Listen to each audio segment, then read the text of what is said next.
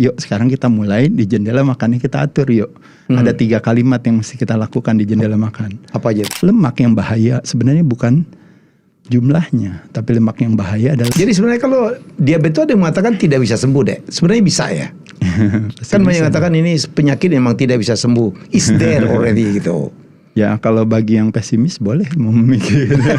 Guys, sekarang ini produk Cina ada di mana-mana menyerbu, bukan saja Indonesia tapi ke seluruh dunia. Untuk Anda yang ingin ya kemudian mungkin mengimpor atau bahkan mengekspor, ya tidak saja ke China tapi ke negara-negara lain, harus belajar dong ilmunya. Jadi ikutin kursus yang bernama Berani Ekspor dan Impor, termasuk produk-produk dari Cina, dan kita juga bisa mengekspor ke China. Mereka banyak sekali juga butuh produk-produk dari kita ya. Untuk yang mau ikut silakan scan QR code ini atau klik link yang ada di video ini.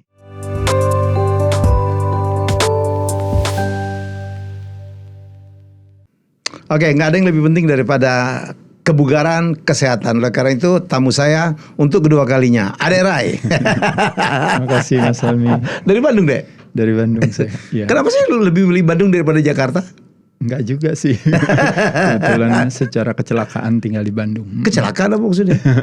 Maksudnya situasinya membutuhkan saya di Bandung tahun 2009 itu sampai hari ini jadinya di Bandung. Oke. Atau mungkin udaranya lebih bagus, orangnya lebih ramah-ramah gitu, makanan lebih enak. Tapi kalau dia sih makanan nggak jadi persoalan ya. Jadi makan itu apa deh sekarang? Kenapa? Kalau makan sehari-hari makan telur berapa telur? Makannya biasa aja lah. Biasa aja. Nggak suka makan soalnya. Biasanya Ade. Untuk sehat dan badan kayak lu gitu memang makanannya memang harus sesuatu yang agak sacrifice gitu deh. Nggak boleh ini, nggak boleh itu. Betul. Sebenarnya nggak juga gitu. Jadi kalau yang saya sering katakan pilihan kata mempengaruhi rasa tuh berlaku bagi kita. Ketika kita bilang saya harus sacrifice atau berkorban, makanya ada statistik yang mengatakan 95% wanita gagal diet karena dia mengasosiasikan aktivitas tersebut sebagai pengorbanan. Jadi ini lebih kepada mindset juga ya? Iya, jadi persepsi itu mempengaruhi instruksi. Ya, kalau kita bicara arsitek kekebalan tubuh manusia, makanya kenapa melalui panca indera kita, apa yang kita lihat, apa yang kita dengar itu dia yang menginstruksikan. Makanya kenapa orang bilang katanya komando center kita, persepsi kita itu dia tidak mengenal kebenaran universal, dia mengenal kebenaran personal. Jadi ketika kita bilang bahwa kalau saya nggak makan pagi maka saya nggak bisa mikir, maka itu benar bagi dirinya. Kalau saya puasa membuat asam lambung saya naik, berarti benar bagi dirinya. Membenarkan. Ya artinya dirinya akan mengikuti itu. Tapi kalau secara teoretis apakah hal itu benar, bisa jadi ternyata salah gitu. Jadi kalau yang saya lakukan, kalau secara makan sebenarnya lebih sederhana aja. Pertama, jendela makan saya kalau bisa tidak lebih banyak daripada jendela tidak makan. Apa maksudnya? Ya jadi misalnya dalam satu hari 24 jam Mas. Nah jendela makan kita kecenderungannya kita hanya tidak makan pada saat kita tidur kan. Iya. Berarti pas melek dari jam 6 pagi sampai jam 11 kan kita ngunyah. Nah artinya jendela makan kita itu berarti 70%. Jendela tidak makan kita 30%. Nah itu artinya agak sedikit kalau berbicara time management itu agak gagal total sedikit karena artinya jendela makan kita terlalu banyak. Nah kebalikannya pada saat dimana saya bilang saya hanya akan makan 6-8 jam sehari, itu adalah jendela makan saya. Terserah saya mau mulai dari jam berapa. Kalau saya mau mulai jam 8 berarti nanti saya berhenti makan di jam 4 atau jam 6 sore. Kalau saya mau mulai di jam 12 siang atau kayak hari ini misalnya saya baru mau mulai makan di jam 2 siang, berarti memungkinkan saya bisa makan sampai jam 8 atau 10 malam. Ini ada hubungan dengan keto gitu ya? Nah, itu beda lagi. Tapi konsepnya sebenarnya itu kan sebenarnya terminologi aja. Tapi konsepnya adalah pendekatan makanan itu adalah sebuah tools atau metode yang kita pakai untuk substansinya kan adalah kan maunya sehat gitu. Maunya sehat. Ya, tapi keto juga mengajarkan gitu ya bahwa jendela tidak makannya lebih banyak daripada jendela makannya, betul kan? Sebenarnya kalau ketogenics lebih kepada dia concern terhadap gula darah yang terlalu tinggi yang disebabkan karena kontribusi karbo. Makanya kenapa ternyata yang namanya makronutrisi buat kasih kita tenaga nggak perlu harus dari karbo loh. Ternyata badan kita juga bisa memakai dari sumber lain. Contohnya? Which is dari keton. Yaitu makanya kenapa kita butuh ada di dalam namanya state of ketosis. Dimana badan kita pada saat dimana nggak dikasih karbo, gula darahnya turun, nanti badan akan mencari alternatif sumber energi lain. Makanya disebut dengan namanya state of ketosis. Makanya pendekatan dietnya disebut namanya ketogenics diet gitu. Kalau selain karbo, apa yang jadi sumber Lemak. Lemak. Lemak, iya. Lemak dari sumber yang baik, ya lemak baik. Contohnya? Lemak baik, contohnya misalnya dari kuning telur, dari minyak, misalnya minyak yang kuning alami. Kuning telur justru ya? Ya, enggak misalnya kuning telur, lemak dari protein, misalnya kayak ayam ada lemaknya, ikan ada lemaknya, kambing, sapi ada lemaknya, itu kan lemak yang baik sebenarnya. Selain itu juga ada lemak yang baik yang alami, misalnya dari kelapa. Misalnya dari olive oil, misalnya lemak dari mungkin dari mana lagi. Nah yang buruk itu adalah lemak yang disebut dengan namanya refined fats atau lemak olahan, yang istilahnya dalam pembuatan lemak tersebut membutuhkan proses yang panjang dengan pemanasan yang tinggi, yang biasanya kita dapatnya dari vegetable seeds oil kan gitu, minyak goreng lah gitu, minyak goreng, canola, misalnya corn oil, margarin. Iya, kalau butter bagus. Iya. Butternya bagus. Kalau butter bagus, kan butter kan alami. Kalau margarinnya nggak alami. Margarin olahan refine, kalau butter alami dia. Oh jadi cenderung kalau yang olahan itu tidak sehat ya Dek? Iya, karena proses tersebut dia pro-inflamasi, menyebabkan inflamasi dalam tubuh kita, peradangan di pembuluh darah. Tapi kalau yang alami badan kita membutuhkannya. Itu pertimbangannya, bahkan pertimbangan hormonal kan, bahwa pada dasarnya. Jadi kalau orang yang nggak makan ayam, nggak makan daging merah sekali itu memang nggak benar juga ya? Ya sebenarnya bukan nggak benar, tapi lebih kepada kadang-kadang kalau kita berbicara sumber lemak yang baik dan sumber protein yang baik, memang kalau dari hewani itu, kalau kita menggunakan indikator namanya essential amino acids, itu profilnya paling lengkap di hewani, betul gitu. Jadi ketika dia nggak makan di sana, bisa gak saya dapatkan dari nabati? Bisa juga, nggak masalah. Cuma mungkin profilnya agak sedikit kurang dalam essential amino acid yang jumlahnya ada kurang lebih sekitar 9-10 itu. Tapi ada orang makan daging tapi lemaknya nggak dimakan. Ini lemak yang lain lagi nih. Bisa juga kayak gitu. Boleh aja, nggak apa-apa. Tapi kalau seandainya saya mau makan fat, requirementnya, persyaratannya adalah nggak boleh makan karbo. Jadi kalau dia mau makan nasi sama protein, lemaknya dibuang. Nah jadi dia bilang, oh nggak apa-apa lah, saya ngambil energinya dari karbo. Berarti lemaknya saya turunin gitu. Tapi kalau seandainya mau ngambil lemaknya dari energinya dari lemak, berarti karbonya diturunin. Ya itu siasat. Tapi kalau secara nanti ada pertimbangan insulin dan sebagainya, itu beda lagi strateginya. Oke, Dek, gue langsung jumping aja. Sekarang modern ya. Sekarang kita lihat perilaku terutama anak muda ya, yang milenial gitu. Kalau dilihat banyak profil mengatakan lebih gak sehat tuh ya mereka ya. Padahal kita lihat running lagi top ya, pedal lagi top gitu ya. Jadi kontradiktifnya di mana ya? Sebenarnya nggak kontradiktif. Kalau secara kesadaran kita lebih tinggi sekarang nih. Betul. Secara fasilitas pun juga lebih baik. Betul. Secara pengetahuan juga lebih bagus. Lebih tahu ya. Nah, tapi secara toxicity juga lebih besar, itu masalahnya. Toxicity. Iya, jadi toxicity bisa banyak hal. Bisa karena fooding, heavy metal, polutan, bisa karena energetik, bisa karena oportunis gitu. Jadi banyak. Jadi hari ini tuh penjajahannya tuh lebih kepada penjajahan keracunan. Makanya kenapa zaman dulu kita bilang banyak orang Indonesia sakit gara-gara kurang makan. Hari ini gara-gara sakit gara-gara kebanyakan makan. Gitu.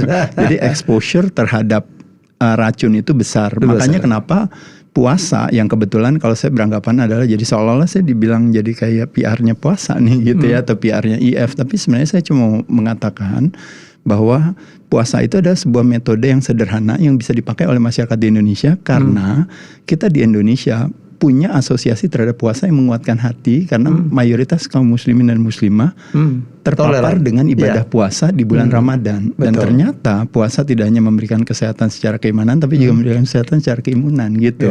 Nah jadi masuk lewat situ menurut saya jadi aman. Dan kebetulan kalau pendekatan diet kan ada pendekatan misalnya nggak boleh makan ini, nggak boleh makan itu dimana namanya dietary restriction.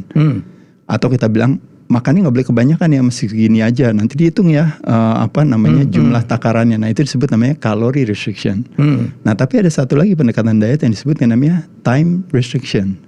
Nah time itu restriction adalah yang disebut dengan namanya mengatur jendela kapan ya saya boleh makan, kapan saya tidak makan. Nah itu adalah yang paling ampuh menurut saya, karena ngajarin orang jangan makan itu susah. Tapi cukup dengan bilang misalnya, yuk kita atur yuk, kamu makannya hanya di antara jam segini sampai jam segini. Atau paling gampang saya ajarkan misalnya, ya udah deh nggak usah makan pagi, langsung aja makan siang. Atau kebalikannya, ya udah nggak apa-apa kamu normal aja biasa, tapi jangan makan malam. misalnya. Nah jadi dengan dia meng-cut nggak makan pagi atau tidak makan malam, atau dia cut dua-duanya, dia hanya makan di antara jam 12 sampai jam 6 sore, selebihnya dia minum aja. Nah pada saat itu dia mendapatkan kebermanfaatan yang luar biasa, karena mendadak tiba-tiba persentase jendela makan dia yang tadinya 70%, mendadak tiba-tiba jadi tinggal 30%, bahkan tinggal 20%.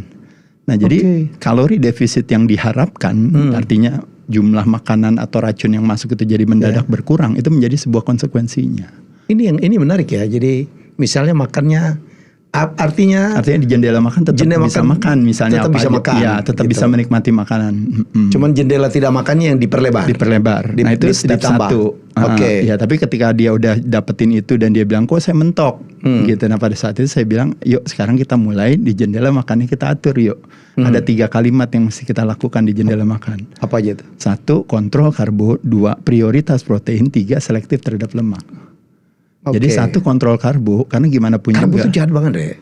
Nasi terutama ya. Sebenarnya bukan jahat, nggak ada. Cuma lebih kepada kalau kita tidak punya toleransi terhadap karbo, makanya akhirnya dia akan menjadi sesuatu yang tidak baik bagi kita. Contohnya misalnya, oh jadi ternyata shopping itu jahat banget ya. Ya enggak juga, tergantung toleransi kamu terhadap shopping seperti apa. Tapi ketika kamu sekarang lagi nabung, ingin punya banyak cicilan, banyak tunggakan atau banyak kebutuhan, tidak memungkinkan untuk shopping setiap hari. Jadi toleransi kamu terhadap shopping rendah. Nah jadi konsep karbo sebenarnya kalau ada orang bilang penyebab daripada berbagai yang disebut dengan namanya, kalau boleh dibilang penyakit-penyakit paling populer, jantung, yang berhubungan dengan pembuluh darah ya, kayak diabetes, hipertensi, lalu juga bahkan stroke, cancer dan sebagainya. Itu kalau buat kita investigasi itu penyebabnya adalah disebabkan karena yang disebut namanya resistensi insulin. Sel tidak sensitif lagi terhadap insulin sehingga menyebabkan akhirnya gula darah kita itu jadi meningkat. Jadi fasting glucose kita itu jadi tinggi. Nah ketika gula darah kita meningkat itu makanya menyebabkan berbagai ketidakseimbangan, ketidakseimbangan disebut namanya disease itu. Nah makanya badan membuat yang namanya homeostasis atau membuat keseimbangan baru dengan ya udah saya naikin tekanan darah, saya naikin gula darah, ingin menyelamatkan kita daripada situasi itu. Nah tapi pada saat upaya penyelamatan badan tersebut, tendensi badan tersebut diberikan terminologi atau diberikan nama. Jadi namanya kalau gula darahnya naik itu namanya diabetes tipe 2. Kalau tekanan darahnya naik itu namanya hipertensi. Nah pada saat itu akhirnya pemikiran kita adalah oh iya kalau gitu obatnya apa? Nah jadi fokus kepada ujung permasalahan, padahal yang menjadi problem adalah what is the root cause of the problem? Akar permasalahannya yang harus dibahas, yaitu adalah apa? Perubahan perilaku gitu. Jadi kalau nomor 1 tadi artinya apa? Ya 1 kontrol karbo. Ya jadi kontrol karbo terbagi juga atas yang namanya 1 sumbernya, 2 penyajiannya, 3 adalah jadwalnya, dan keempat adalah jumlahnya. Nah kita mulai dari sumbernya. Sumbernya kalau bisa harus yang alami, bukan yang olahan. Nah artinya contohnya misalnya kalau olahan itu biasanya yang datangnya biasanya 1 dia punya barcode, kedua datangnya dari kotak, dari kardus, dari kaleng. Oh gitu. Karbonya datangnya dari sana gitu. Kalau ditanya salah, kalau ditanya salah ya nggak salah. Cuma karena itu kan pertimbangan conveniency, jadi nggak boleh disalahin itu. Cuma kita berbicara prioritas. Prioritasnya kalau bisa cari karbonya dari sesuatu yang bisa kita petik sendiri, bisa kita gali sendiri, bisa kita tangkap sendiri misalnya seperti itu. Intinya adalah ketika yang alami apa yang terjadi? Yang terjadi mulai dari vitaminnya, mineralnya, lemak esensialnya, amino acid esensialnya, seratnya itu pasti lebih tinggi. Nah dalam urusan karbo tantangannya cuma 1. Ketika kita masukin yang namanya roti, mie, kue, nasi, kue basah, kue kering, kerupuk, keripik, begitu kita masukkan ke dalam mulut kita, dirubah menjadi gula. Nah otomatis gula darah kita meningkat. Nah ketika gula darah kita meningkat, nah pada saat itu makanya badan bilang oh gula darahnya tinggi. Dia nggak boleh gula darah tinggi, harus diturunin balik ke baseline 90-100 mg per desiliter darah, kan itu kan normal. Nah kelebihan gula itu harus dimasukkan ke dalam sel di dalam tubuh kita. Nah waktu kelebihan itu siapa yang ngambil? Pankreas kita merilis hormon namanya insulin. Dia ngambil kelebihan itu untuk ditaruh di mana? Untuk ditaruh di dalam sel di tubuh kita. Nah badan kita pada dasarnya membutuhkan karbo untuk apa? Untuk nutrisi dan untuk energi. Tapi kebutuhan badan kita itu kecil. Tapi kita pasti makannya lebih banyak. Nah tapi badan kita punya kecerdasan sendiri. Ini karena kesempurnaan Tuhan. Dia bilang katanya nggak apa-apa. Manusia pasti sering makan karbonya banyak. Ya udah kita siapin gudang gula di badan kita. Nah gudang gula itu ada di liver, ada di otot, sama kalau sampai liver sama otot terbatas, akhirnya baru dibuang ke lemak. Nah jadi 3 gudang gula itu ada di sana. Nah cuma kalau bisa 2 gudang pertama yang bisa men-tackle itu udah selesai ceritanya harapannya. Nah liver terbatas hanya cuma 100 gram, otot sebenarnya agak sedikit lebih besar 400 gram. Nah cuma masalahnya nggak semua orang senang latihan beban gitu, sehingga jadi ototnya kecil dan nggak pernah dilatih, sehingga akhirnya terpaksa ketidakmampuan gudang untuk menampung gula yang terlalu banyak, akhirnya ya udah di toko sebelah di sana pasti diterima, makanya jadi lemak. Makanya terjadi yang namanya yang disebut namanya de novo lipogenesis, proses pembentukan lemak baru gara-gara karbo, bukan karbonya mengandung lemak. Jadi nasi jahat ya karena dia berlemak. Nasi nggak jahat, nggak kenapa-napa, nasi mah biasa aja, kalau dimakan juga ya nggak apa-apa, orang buat tenaga. Cuma masalah, dan dulu di tahun 80-an kita masukkan ibaratnya semua orang juga makan nasinya banyak. Di Cina zaman dulu orang makan nasinya banyak. Di kampung-kampung segini makan nasi. Makan nasinya banyak dan nggak apa-apa. Karena pada saat itu memang badannya membutuhkan sebanyak itu. Nah sekarang kan lain ceritanya situasinya. Nah jadi karena dia kebanyakan, akhirnya makanya disimpan di dalam sel lemak. Itu cerita belum selesai di sana, karena cerita itu cuma bilang bahwa kamu gemuk tapi kamu nggak sakit. Karena ketika ditaruh di dalam lemak, lemaknya itu didesain memang untuk menerima kelebihan karbo. Itu disebut namanya subcutaneous fat, lemak di bawah kulit. Nah cuma problemnya kitanya kan, oh ya oke nggak apa-apa lah, cuma glember dikit lah di ini, pipi tembem, ini apa dari dulu six pack menjadi gitu. Family pack. Iya. Nah tapi karena kita hobi terus makan terus, nah yang jadi problemnya adalah ini persis mirip yang disebut dengan namanya fenomena gunung es. Permasalahannya bukan permasalahan gula, tapi permasalahan insulin. Nah jadi karena kita makan terus menerus, akhirnya produksi insulin itu semakin tinggi sebagai si Grab dan Gojek yang mengambil kelebihan gula itu. Nah terjadi namanya hyperinsulinemia. Nah kelebihan gula darah itu yang terlalu tinggi, akhirnya otomatis setelah bertahun-tahun sel di dalam tubuh kita bilang, nih kok saya nggak pernah dapat istirahat, dikasih ibarat ruangan nggak pernah, kapan saya kosongnya, baru sebentar dikasih makan lagi, dikasih makan lagi. Hanya cuma dikosongin bentar, hanya pada saat tidur aja tuh si 6 jam itu kita tidur.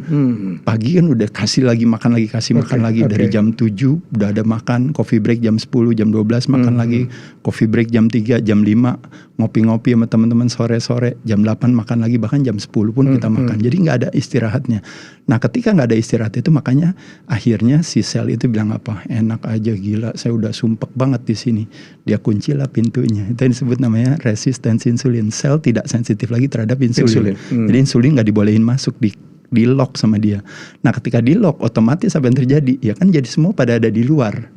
Produksi insulinnya tambah tinggi, gulanya tambah banyak. Belum fatty acid hadir juga di sana. Makanya terjadilah kekacauan ketika gula darahnya tinggi itu. Makanya kenapa akhirnya orang bilang ketika gula darahnya terlalu tinggi di mata, makanya jadi terjadi burem penglihatan. Ketika terjadi gulanya terlalu tinggi di luka, akhirnya nggak sembuh-sembuh, akhirnya jadi amputasi. Ketika lukanya terjadi, ketika gula darahnya banyak di pembuluh darah kita juga, akhirnya virus bakteri jadi happy, jadi senang di sana. Kulit juga jadi kusam. Sampai akhirnya terjadi yang namanya prediabetes yang mengarahkan kepada diabetes tipe 2, yang mengarahkan kita kepada yang namanya di end stage of diabetes tipe 2, yang salah satu paling populer yang menjadi klaim daripada cost terbesar BPJS Kesehatan itu adalah namanya hemodialisa. Cuci darah. Cuci darah karena apa? Karena gagal ginjal. Kenapa gagal ginjal? Karena kebanyakan gula di pembuluh darah kita. Nah pada saat itulah maka kita nanti akan bisa lihat, oh ternyata salah satu penyebabnya daripada permasalahan jantung dan pembuluh darah itu disebabkan karena terjadinya kunci itu. Nah ketika terjadi resistensi insulin, makanya apa yang dilakukan oleh masyarakat kita? Oh gula darah ketinggian. Instead of kita berfokus kepada the root cause of the problem, kita berfokus kepada ujung permasalahannya. How to manage that disease tadi. Dengan akhirnya ya udah makan obat aja, metformin, tambahan insulin untuk turunin gula darah. Kerutnya ya? Iya, kita justru fokusnya kan ke ujung. Nah makanya kita turunkan turunkan gula darah tersebut, tapi pertanyaannya adalah sisanya berarti dibuang kemana? Oleh obat itu. Jawabannya adalah obat itu akan memaksa si sel untuk tetap membuka, untuk supaya biar nggak boleh gula darahnya naik gitu. Jadi harus turun. Nah pada saat itulah akhirnya kelebihan itu disimpan di tempat yang tidak didesain untuk ada lemak di sana. Itu yang disebut namanya visceral fats atau atopic fats. Apa tuh? Itu lemak darat tuh? Ya, jadi betul. Jadi visceral fats itu lemak yang ada di organ tubuh kita. Jadi it's not supposed to be ada di sana. Makanya salah satu yang paling populer adalah is a fatty liver disease kan gitu. Apakah karena alkoholik maupun non alkoholik fatty liver disease. Poinnya adalah di sini cuma ngasih tahu adalah bahwa lemak yang bahaya sebenarnya bukan jumlahnya, tapi lemak yang bahaya adalah letak atau lokasinya. Ketika dia lokasinya ada di organ tubuh kita yang is not supposed to be banyak lemak di sana. Apalagi pembuluh darah gitu ya. Iya, akhirnya berpengaruh ke sana. Nah, makanya kenapa jawabannya kita balikin lagi ke akar permasalahan. 95% profil daripada klaim BPJS Kesehatan di Indonesia itu adalah perilaku, penyakit perilaku. Tapi good newsnya daripada penyakit perilaku, kalau saya bersedia merubah perilaku saya, maka saya punya chances probabilitas 95% I can reverse that disease. Makanya kenapa yang disebut dengan namanya diabetes tipe 2 itu is a reversible disease. Sebenarnya hipertensi is a reversible disease. Jadi sebenarnya kalau diabetes ada yang mengatakan tidak bisa sembuh deh. Sebenarnya bisa ya. Kan banyak yang mengatakan ini penyakit memang tidak bisa sembuh. Is there already gitu. Ya kalau bagi yang pesimis boleh mau memikirkan. Tapi kalau menurut saya nggak seperti itu karena itu adalah is a behavior disease. Jadi kita we change the behavior bisa. Tapi kalau di end stage of diabetes tipe 2 di mana akhirnya sudah gagal ginjal apa ya otomatis ya akhirnya jadi nggak bisa balik. Nah itu tadi. Jadi juga dipengaruhi lifestyle juga dong ya? Ya, jadi memang bukan juga dipengaruhi lifestyle, justru lifestyle yang mempengaruhi kita, kualitas kesehatan kita. Betul. Cara makan, jumlah makan, cara makan, jam makan, betul. Makanya nanti ketika kita berbicara kontrol karbo, maksudnya lebih kepada pada saat di sana kita kontrol karbonya, ya tidak terjadi permasalahan cerita yang sampai sepanjang ini tadi, gitu maksudnya. Jadi kalau protein diprioritaskan lebih kepada karena hanya protein yang merilis hormon kenyang. Makanya kenapa jadi kalau Mas Helmi misalnya bilang aduh lapar nih kepengen makan. Nah sebenarnya berdasarkan ada namanya protein leverage hipotesa mengatakan bahwa kalau kita malam-malam atau kapanpun kita bilang aduh kepengen makan itu sebenarnya badan lagi bilang bahwa saya butuh protein. Karena protein dari katanya protos primary yang utama sebenarnya. Nah tapi setiap kali kita lapar kita selalu bilang ya udah mie tek-tek, nasi goreng, roti apa, karena kita lebih senang dengan supermie gitu dengan karbo. Padahal badan perlunya protein. Nah kelebihannya daripada protein ketika kita dahulukan, apalagi dalam food order waktu kita masukin makanan, meskipun kita makan ada nasi, ada ikan, ada sayurnya, kalau kita duluanin nasinya, maka otomatis lonjakan gula darah kita akan tinggi. Tapi kalau seandainya kita dahulukan si proteinnya atau sayurnya, maka nasinya di belakang, lonjakan gula darahnya jadi ada dengan mengawalinya dengan buah-buahan juga bagus deh. Kalau menurut saya enggak. Enggak ya? Iya, karena siapa yang ngajarin kalau saya tahu? Enggak, sebenarnya saya enggak menyalahkan hal tersebut juga. Problemnya dengan buah-buahan itu masalahnya dulu buah ada musimnya, dulu buah ada bijinya, dulu buah ada rasanya. Berbagai rasa, bisa asam, manis, pahit, bisa apa. Dulu buah bentuknya tidak selalu bagus. Tapi hari ini kan terjadi kan buahnya kan berbeda gitu, di mana udah tidak ada musim, tidak ada biji, selalu manis dan bentuknya bagus, dan akhirnya ketika kita makan buah, akhirnya buah menjadi kontribusi daripada fatty liver disease kan karena fruktosnya. Gitu ya? Iya. Bukan tergantung jenis buahnya juga? Tergantung jenis buah juga sebenarnya. Tapi kalau buah yang tergantung jenis buah kan kita ngomongin misalnya apakah kebanyakan orang makannya dari keluarga berries misalnya, kan enggak, udah mahal gitu misalnya. Orang kebanyakan makannya pasti kan buah kan beneran dari apa yang gampang aja sekarang ini kan, pisang, yang manis-manis semua. Apel, ya, yang manis-manis ya. Iya, dan kebanyakan sebenarnya kalau kita mau mengasosiasikan buah, kita asosiasikan sebagai natural candy. It's a natural candy. Jadi saya senang makan candy, senang. Ya udah saya take dari natural, which is adalah buah. Selama buah kita jadikan sebagai refreshment gitu, nggak apa-apa. Apa yang dianjurin? Masalahnya problemnya sama buah kan orang kan tiap kali ngomong buah, buah sehat, jadi dia memakannya berlebihan, overflow buah jadinya. Perlu tapi nggak boleh juga terlalu banyak ya? Iya, kalau menurut saya. Kalau kayak sayuran lebih memungkinkan untuk tidak terbatas sih sebenarnya ya gitu. Karena memang kemampuan kita menyerap juga kan lebih sedikit. Ya kan sayur juga kan ada pestisida, ada apa gitu deh. Iya betul. Memang kalau kita ngomongin kan balik lagi semua kan permasalahan pestisida, permasalahan genetic modifying organisme kan itu memang sekarang ini memang adanya di buah, di sayur, di tempe, di kedelai. Jadi akhirnya problemnya ke sana. Tapi balik lagi kalau saya ini sebagai pribadi aja Mas, saya cuma bilang adalah bahwa kalau pertimbangan kita terlalu banyak ke sana, nanti kita jadi kesulitan akhirnya untuk akhirnya semua nggak bisa nanti teler sendiri. Kalau saya bilang sekarang ya udah yang semampu kita aja bisa, mana yang bisa, yang nyaman dari berbagai puluhan bahkan ratusan perilaku yang akan mendekatkan kita pada sehat. Kenapa nggak kita mulai dengan yang kecil dulu? Dan kita lakukan harus dengan senang hati gitu. Karena kalau kita lakukan dengan balik lagi tadi ya berkorban, terpaksa ini apa, badan terlalu cerdas untuk dibohongi. Makanya badan akan membuat satu mekanisme defensif sendiri, bukan ide baik. Kalau untuk orang yang baru mengawalin katakan mau bikin diet supaya apa jendela makannya lebih kecil dari jendela tidak makannya, idealnya berapa jam ya? Itu tadi saya katakan tadi mungkin kalau memang ya untuk sementara yang paling gampang itu sebenarnya kan 6-8 jam itu jendela makan atau anggapnya kita bilang 10 jam dulu deh. Tapi memang diawali dengan 12 jam itu paling gampang. 2 jam sebelum tidur dan 2 jam setelah bangun saya nggak masukin makanan. 2 jam setelah bangun juga? Misalnya kita menggunakan kalimat itu 2 jam sebelum tidur dan 2 jam setelah bangun saya tidak masukkan makanan.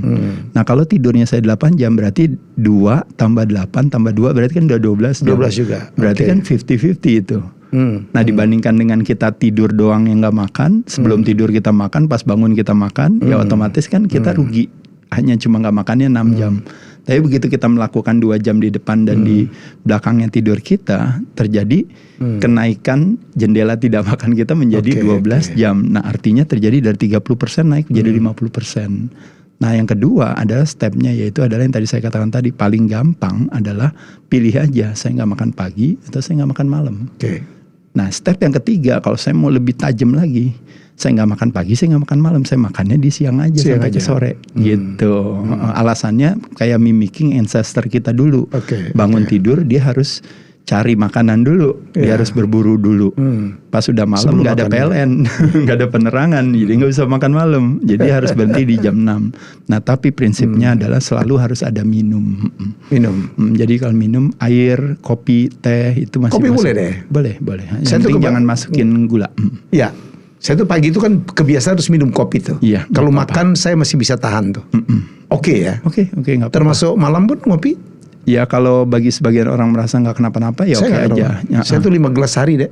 Sebelum tidur pun saya ngopi gitu. Iya, cuma memang tantangannya memang kalau secara teoretis hanya cuma mengatakan pada saat di malam hari, memang kan kalau kita ngomongin ritme sirkadian kita gitu, hubungan kita dengan alam itu memang ketika malam hari kan makin gelap. Nah ketika hari makin gelap itu sebenarnya dia dekat dengan hormon yang namanya melatonin atau hormon tidur kita. Jadi hormon tidur kita semakin gelap itu kan semakin teraktivasi. Nah melatonin uniknya dia seperti jungkat jangkit dengan kortisol. Nah makanya ketika kita bilang malam saya olahraga, malam saya minum kopi, jadi kita seolah-olah kita mengangkat sedikit si kortisolnya itu, menurunkan si melatoninnya. Makanya kenapa nanti ada kualitas tidur kita yang agak sedikit terganggu. Bukannya tidak bisa tidurnya Mas. Tapi kualitas tidurnya maksudnya. Jadi Masnya tetap bisa tidur karena kan kita capek ya kita tidur. Cuma secara teoretis dia akan bilang, Mas cuma kualitas tidurnya kalau tadi misalnya nggak ngopi, misalnya terakhir ngopinya cuma sampai siang aja sampai sore, kualitas tidurnya jadi lebih baik. Waktu tidur juga menentukan untuk kesehatan deh. Iya, saya itu dengar ada katanya 8 jam ya minimal atau gimana ya? Iya, sebenarnya lebih kepada kualitas tidurnya. Tapi tapi kalau kualitas tidur itu tidur aja juga cuma salah satu sisi kan. Sebenarnya secara overallnya dia masuk di dalam pendekatannya. Makanya pendekatan sehat itu 3 Mas. Satu pendekatan chemical, apa yang kita masukkan ke dalam mulut kita itu kita ngomongin diet and nutrition. 2 pendekatan mechanical, itu adalah kita berbicara ngomongin olahraga. Cardio exercise buat latih otot jantung, resistance training buat latih otot rangka. Nah itu mechanical. Nah yang ketiga kalau istirahat yang cukup itu yang disebut dengan namanya pendekatan namanya emotional. Nah pendekatan emotional itu relate-nya sebenarnya sama nafas. Nah jadi gerakan pikiran kita itu biasanya gerakan nafas kita itu tercermin daripada gerakan pikiran kita dan sebaliknya. Jadi kalau kita banyak pikiran, kita kesel atau mungkin ada sedikit kecewa atau apapun juga di sana, pasti nafasnya pendek dan cepat. Tapi pada saat dimana kita lagi happy, lagi senang, lagi banyak rezeki dan sebagainya, nafasnya panjang dan pelan.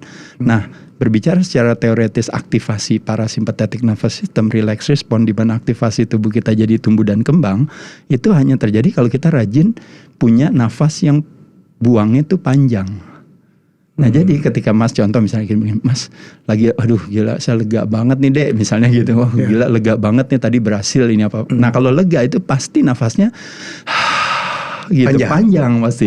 Nah sekarang pertanyaannya kalau kita belajar kita gampang aja, gimana ya caranya supaya saya biar bisa nafasnya selalu nafas saya tarik nafas sama buang nafas lebih panjang. Buang nafas. Nah ternyata dalam memanjangkan buang nafas, makanya satu ada caranya, itu yang disebut namanya breath work, yaitu adalah breath work. Latihan pernafasan. Jadi dia makanya dia suruh tarik nafas, tahan, buang lebih panjang, lalu tarik nafas dari hidung, buang dari mulut misalnya, atau misalnya tarik nafas, tahan sebentar, misalnya nadi syudi atau apa, silakan apa aja boleh. Nah, itu satu cara. Cara kedua adalah berbagai aktivitas yang secara tidak sengaja kita nafasnya jadi lebih panjang pada saat buang, yaitu satu kalau tidurnya nyenyak. Dua kalau kita baru habis olahraga, artinya itu yang disebut namanya rebound parasympathetic nervous system. Tiga kalau kita dekat dengan, kalau olahraga itu dekat dengan keimanan.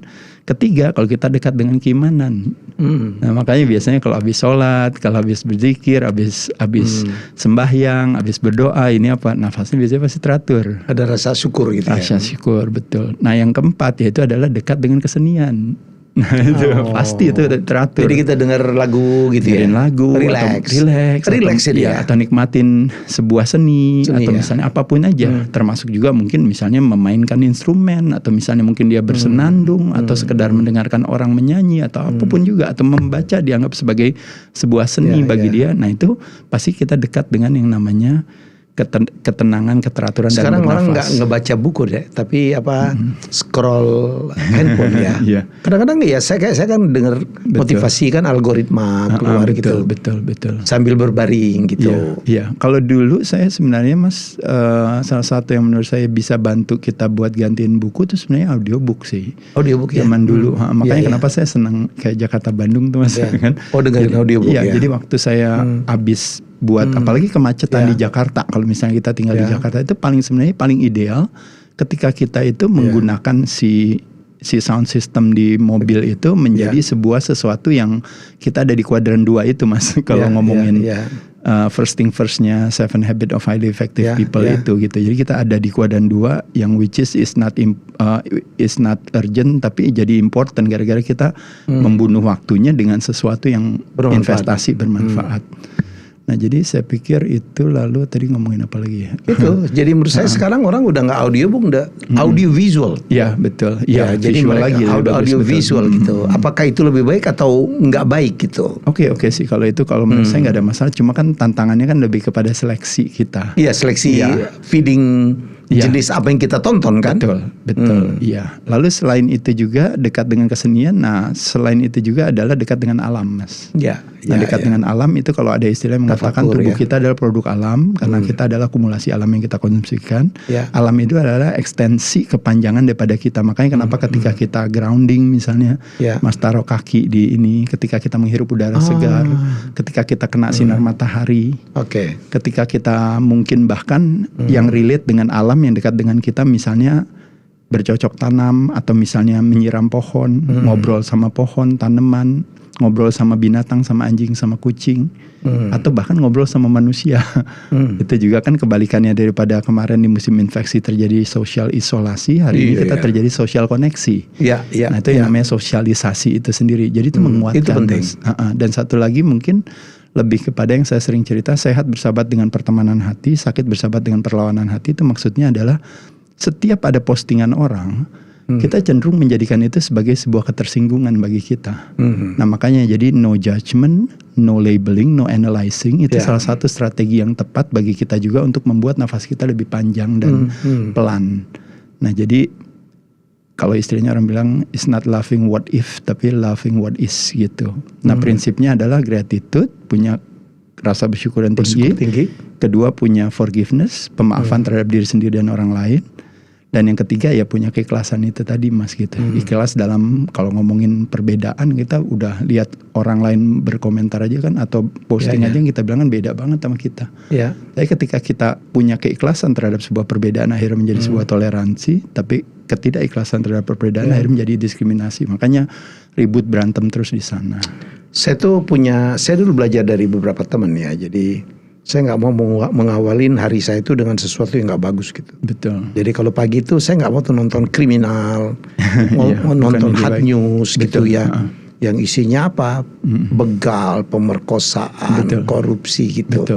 Karena saya jaga banget deh. Kadang-kadang saya film horor pun nggak mau loh. Ya jadi saya tuh ya udahlah, biar saya tuh senangnya nonton olahraga, ada friendship di situ. Nonton yang kayak Discovery. Ya jadi sesuatu itu memang ada hubungan juga, karena sehat itu juga termasuk mentality juga kan. It start from there juga kan. Jadi termasuk kalau, pikiran kan. Betul Mas. Jadi kalau ada istilah mengatakan kalau membayangkan yang namanya create pleasantness to our own body, our own mind, our own emotion, and our own life energy, itu sebenarnya sehat dalam arti sesungguhnya. Nah ada satu keunikan ketika kita bilang bahwa badan kita adalah akumulasi daripada apa yang kita makan. Nah berarti you are what you eat. Nah berarti waktu kita mau makan, kita punya 4 elemen yang kita harus pertimbangkan. 1 sumber dan jenis, 2 penyajian, 3 kapan dan frekuensi saya makan, dan yang terakhir berapa jumlah yang saya makan sesuai kebutuhan kita. Nah itu kan udah jadi pegangan buat kita. Nah ternyata pikiran kita juga adalah akumulasi daripada apa yang kita makan. Nah cuma kalau makan kan akumulasi makanan tersebut melalui mulut. Nah sedangkan kalau pikiran akumulasinya dari mana Mas? Dari panca indera. Jadi apa yang kita dengar, apa yang kita saksikan, apa-apa. Nah tadi yang Mas Helmi katakan tadi itu udah tepat sekali. Karena ternyata isi daripada makanan kepala kita atau pikiran kita itu yang disebut yang namanya data dan informasi. Nah pertanyaan saya, kalau kita salah makan Mas, bisa mencret gak kita Mas? Kalau kita salah makan bisa mencret gak Mas? Iya. Nah kalau kita salah makan, tadi kan Mas kan ngelihat kan, salah makan bisa mencret juga gak? Bisa. Itu yang disebut namanya mencret secara mental. Itu namanya mental diarrhea. Mungkin ada proverbnya, kapal itu karam bukan karena ada air di sekelilingnya, tapi ada air yang masuk ke dalam kapal itu gitu. Betul. Jadi kalau kita nggak pikirin, nggak tahu itu sih aman-aman aja ya kan? Betul. Nah jadi satu keunikan tadi yang Mas katakan, jadi saya ingat zaman dulu lagi emang benar, ternyata katanya kan ada salah satu penelitian yang mengatakan adalah bahwa bagaimana caranya meningkatkan imunitas seseorang. Jawabannya adalah katanya kan untuk sementara boleh off dulu dalam hal apa?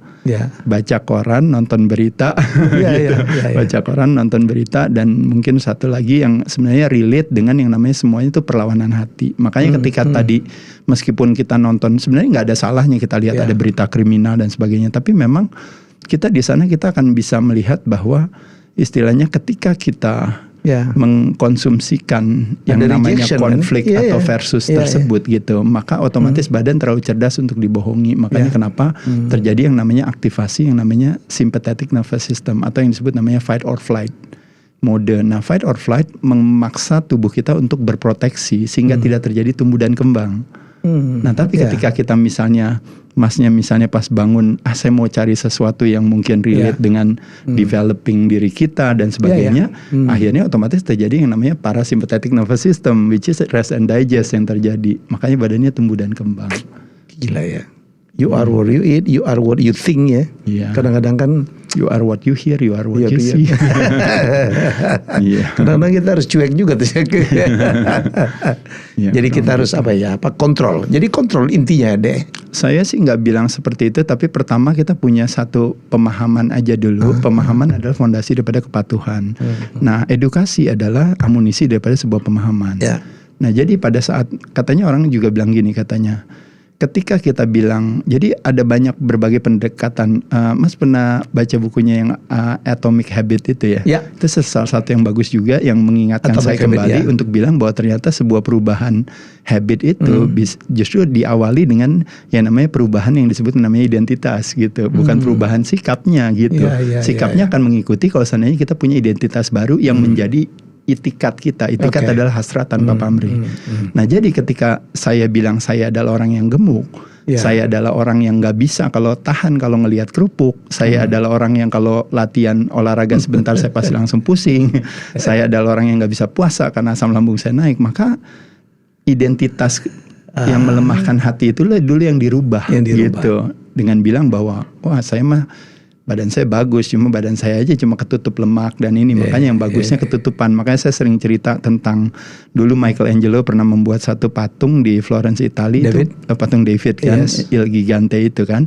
Nah patung David itu kan ditanya Michelangelo, kok kamu bisa bikin patung David dari sebuah batu marmer yang besar itu? Nah Michelangelo kan bilang saya nggak bikin David, David udah ada di dalamnya. Yang saya lakukan I only chip away the excess. Saya hanya membuang yang menutupinya gitu. Itu kata-kata yang keren banget. Iya, nah jadi pada saat saya bilang kita semua berarti sudah punya six pack. Cuma ada yang kelihatan, ada yang nggak kelihatan. What we need to do, we need to chip away the excess. Nah jadi there's a David inside all of us. Yang menutupi kita yaitu tadi, mulai dari kemalasan, mulai dari kesalahpahaman, mulai dari yang kita bilang tadi kebodohan atau kegemukan atau mindset juga ya. Iya, nah jadi kita selalu punya identitas dalam diri kita adalah bahwa ada satu yang baik yang sedang ketutupan. Nah jadi dengan kita rubah identitas kita adalah bukan chubby kid yang kebetulan baru punya badan bagus, basically kita saya sebenarnya yang badan bagus, cuma kebetulan lagi nggak ada waktu aja nih, gue lagi sibuk, belum aja ntar lihat ya gitu. Nah jadi mindset perubahan itulah yang very positif ya akan membantu kita untuk akhirnya si habit itu yang small habit yang kita mulai itu ternyata dia connect gitu, karena selalu dibantu sama identitas dan karena identitas itu kita punya akhirnya kita jadi semangat sama habitnya itu, karena kita merasa kan oh iya dong, kalau orang kaya mesti begini dong. Oh kalau orang sukses mesti begitu dong. Gitu. Ini celakanya kita nggak makan malam tuh suka dapat undangan tuh dek. Kadang-kadang dapat undangan. Undangan nggak apa-apa, siasat mas. Tapi siasatnya masukinnya proteinnya aja. Jadi jangan masukin karbo aja. Oh proteinnya boleh ya? Iya jadi misalnya mas undangan kita nggak makan kan gak enak juga ya? Nggak apa-apa mas, pas undangan mas kan lihat di situ kan ada ayam, ada ikan, mas makan aja tapi nggak usah masukin nasinya. Oke. Gitu aja segampang. Buah-buahan selalu aman ya? Makan dikit gitu? Gak aman ya. Gak aman. Gak aman kalau menurut saya. Jangan masukin buah-buahan. Malam-malam gue cuma makan buah aja gitu. Lebih bagus daripada makan coklat dan es krim sih, betul. Iya betul. Oke deh, keren banget. Jadi ada sampai sekarang jadi brand ambassador dari BPJS Kesehatan ya? Ya saya mengajarkan hidup sehat. Ya enggak, kebetulan waktu dulu kan lebih kepada bahwa kalau kita berbicara yang namanya asuransi sosial itu mensyaratkan yang namanya orang yang sehat itu harus lebih banyak daripada yang sakit. Karena satu orang sakit membutuhkan 5 orang sehat, sakitnya lebih parah membutuhkan 50 atau bahkan 500 orang sehat. Nah kenapa terjadinya defisit?